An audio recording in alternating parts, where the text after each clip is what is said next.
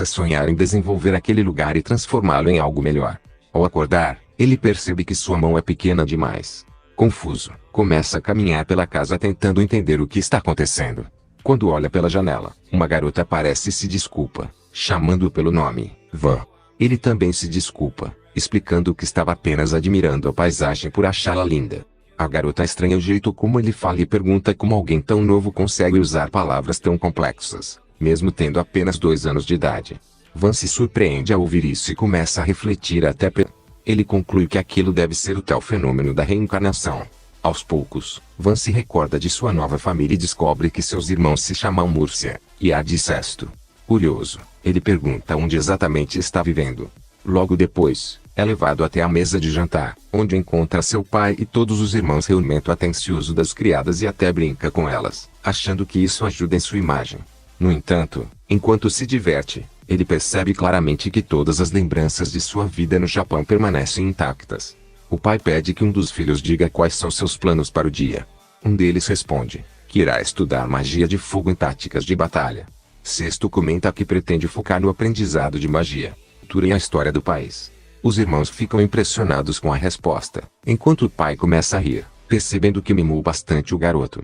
Mesmo tão jovem, Van demonstra uma maturidade incomum. O pai acredita que ele herdará as qualidades dele e de sua falecida esposa, Mila, e que certamente despertará uma poderosa magia de fogo.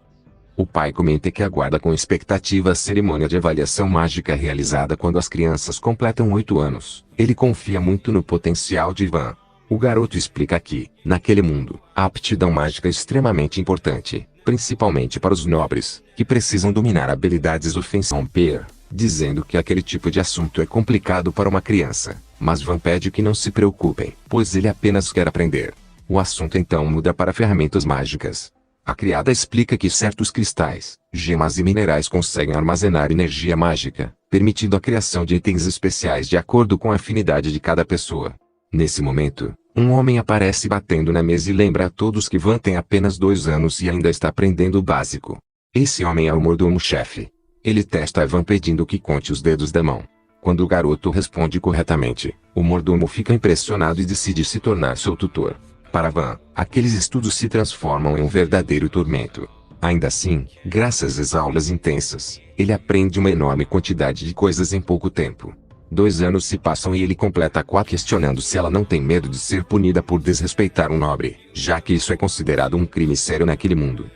Para encerrar a situação, Van apenas dá um leve beliscão na testa da garota e diz que o assunto está resolvido. Durante um ano inteiro, ele treina esgrima todos os dias e já consegue lutar de igual para igual com crianças mais velhas. Enquanto bebe água após o treino, Van se depara com Dee, o vice-líder da Ordem dos Cavaleiros Reais. Dee pede para examinar suas mãos e se surpreende ao perceber que elas ainda são macias, sem calos. Ele imaginava que Van treinasse todas as noites. O garoto explica que passa a maior parte do tempo estudando. Dee comenta que Van estuda muito mais do que uma criança comum, o que faz o garoto edificado, algo que nunca viveu antes. Ele decide continuar aproveitando essa nova vida. No criança prodígio. Sua rotina. No ano seguinte, Van completa 6 anos e passa a ser conhecido como uma criança. Porém, se torna pesada demais, repleta de estudos e treinos intensos, fazendo com que ele se sinta cada vez mais cansado. Por isso, pede à criada que o leve para passear. Ele diz que quer ir ao mercado apenas uma vez para deixar de ser já sabe. Van então pede para que Kronsin coloque uma luva, já que a marca do pacto não é algo bonito de se exibir. Kronsin, porém, diz que gosta de mostrar a marca, pois ela representa o laço que tem com Van e isso o deixa muito feliz. Van comenta que comprou luvas novas para ele e assim o garoto aceita usá-las. Ao sair da sala, Kronsin diz a Dee que Van não está presente, mas o homem jura ter visto Van entrar mais cedo. Kronsin acredita que Dee apenas imaginou isso, talvez por causa dos sentimentos intensos que nutre por Van se passam e todos comentam que Van completou 8 anos de idade. As expectativas são enormes e todos mal podem esperar pelo resultado do teste de aptidão mágica. As pessoas estão animadas, acreditando que Van se tornará o Senhor das Terras. Ele é querido por todos, pois sempre trata as pessoas com simpatia e humildade, como se fosse alguém comum. A cena muda para a residência da família, onde é explicado que todos os filhos do clã dominam os 4 elementos e que certamente Van também teria aptidão para a magia do fogo. Após o teste ser realizado, uma chuva começa a cair e todos ficam chocados ao descobrir que Van não possui afinidade com nenhum dos 4 elementos. A única magia que ele consegue usar é a magia de produção. Entre todas, essa é considerada a mais infeliz e desprezada. Um homem explica que essa magia permite criar armas e acessórios usando materiais disponíveis e imaginação, sem necessidade de afinidade elemental. Ele questiona como Van pretende proteger o povo com uma habilidade considerada inútil. O pai, frustrado, lembra que Lia, a falecida mãe de Van, sempre tiveram um grande poder de fogo e não entende como o filho pôde nascer tão inútil. Tomada pela raiva, o ponto de apoio para expedições de treinamento.